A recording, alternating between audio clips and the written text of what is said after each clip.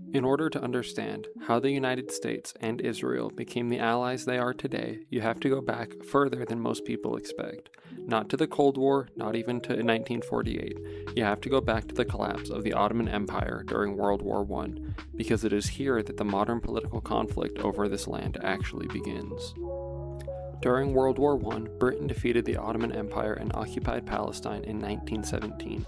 Around the same time, British Foreign Secretary Arthur Balfour issued what became known as the Balfour Declaration, expressing British support for the, quote, establishment in Palestine of a national home for the Jewish people, end quote. This single letter led to a significant increase in Jewish immigration to the region. After the war, the newly formed League of Nations formalized British control over the territory through the 1922 British Mandate for Palestine. This mandate governed that the land would eventually become both Israel and Jordan, and it laid administrative groundwork for the region's later division. While some Zionist groups pushed for a larger state, extending east of the Jordan River, an idea sometimes called the Greater Israel Project, which still echoes in some Israeli politics today, Britain ultimately split the territory into separate political entities.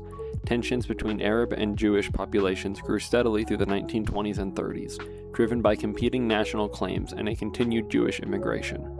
This really is the beginning of the modern conflict. Recurring violence and instability from both sides placed increasing pressure on British authorities to find a solution. But since World War II was approaching, Britain became far more concerned and focused on the war in Europe than what it saw as a smaller problem in the Middle East, and eventually the issue was handed off to the newly formed United Nations. The United Nations formed the UN Special Committee on Palestine, or the UNSCOP, to investigate and propose a resolution. The committee's answer was to divide the territory into separate Jewish and Arab states. This became the UN Resolution 181, the Palestine Partition Plan, passed in November of 1947. However, not everyone agreed to this plan. The partition granted 55% of the land to a Jewish population that at the time held only 6% of the land and made up about a third of the population. Much of what was allocated to the Jewish state was in Palestinian Arab majority areas, cutting off Arab access to vital farmland and seaports. Jewish leadership largely accepted the plan as a path forward to statehood. Palestinian Arabs and the surrounding Arab states rejected it outright, arguing it unfairly favored the Jewish population and placed a large number of Arab communities under a government they had no say in. Dr. Mohammed Hussein Hakkal Pasha, chairman of the Egyptian delegation, warned at the time that the establishing of a Jewish state would spread violence throughout the Arab world and could ultimately lead to a war. However, there were alternatives that were provided. Some UN officials proposed two separate states joined economically, something like a Middle Eastern version of a modern European Union. Others suggested a single binational state with autonomous Jewish and Arab regions sharing one central government. A third proposal would have limited citizenship to only those Jews who had arrived before the 1917 Balfour Declaration. This idea, obviously, the Jewish population firmly rejected. None of these alternatives gained enough traction and the two-state partition plan moved forward. Violence escalated quickly through late 1947 and early 1948, as Zionist militias and Palestinian Arab groups engaged in increasingly brutal attacks and reprisals. It is worth noting that many of the Zionist militias were made up of World War I veterans. This meant they had significantly more combat experience and military training than much of the Palestinian population they were fighting. These militias carried out operations aimed at securing territory and removing hostile populations before the British Mandate came to an end.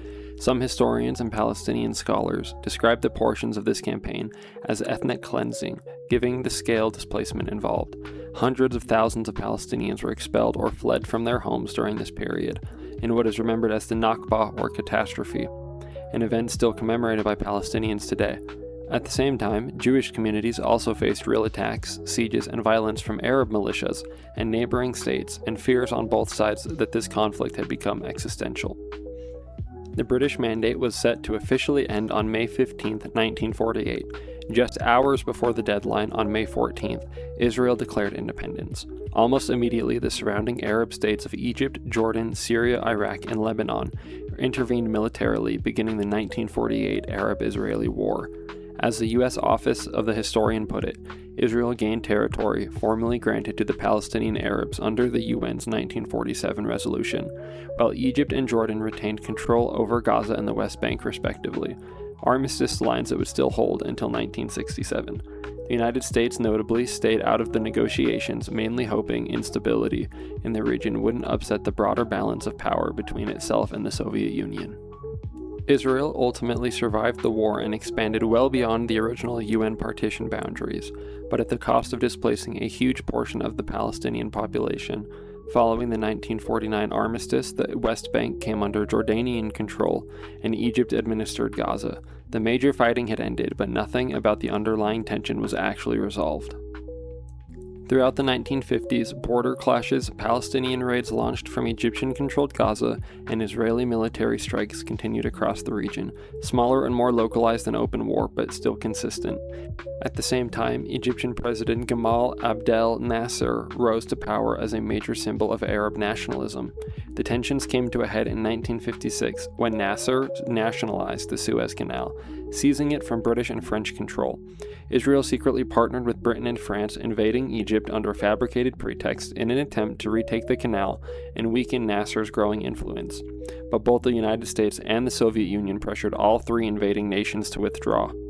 This moment is important because it shows that the US was not yet firmly aligned with Israel, even as tension across the region kept building. By the mid-1960s, the Middle East had become a powder keg. Egypt moved troops into the Sinai Peninsula, expelled UN peacekeepers, and closed the Strait of Tiran to Israel shipping. Israel, in return, felt that this was a direct threat to its survival. Yet at the same time, Israel had continued displacing the native Arab population and expanding beyond the land it had been granted under the original partition plan. On June 5, 1967, Israel launched a preemptive strike against Egyptian and Syrian forces, beginning the Six-Day War. Israeli forces struck first the air bases, catching Egypt and Syria almost entirely unprepared and destroying air forces before the war had even really began. A declassified CIA document confirms the scale of this attack. Israel claimed to have destroyed 552 aircraft in that opening strike alone. In 6 days, Israel captured the Gaza Strip, the Sinai Peninsula, the West Bank, East Jerusalem, and the Golan Heights, a staggering territorial expansion that permanently reshaped the political map of the Middle East. But the most important outcome of the Six-Day War wasn't territorial, it was what happened to the relationship between the United States and Israel. Before 1967, American support for Israel was cautious. The U.S. largely stayed hands-off, mostly out of a desire not to provoke any direct confrontation with the Soviet Union in the Middle East. That, however, changed after this war. Israel could now be seen as a critical American ally against Soviet influence in the Middle East during the Cold War, and from this point forward, American military aid, intelligence, cooperation, and political involvement in the region expanded drastically. Historian John Mearsheimer argues that in 1967, the U.S.-Israeli relationship had become a central pillar of the American Middle Eastern policy.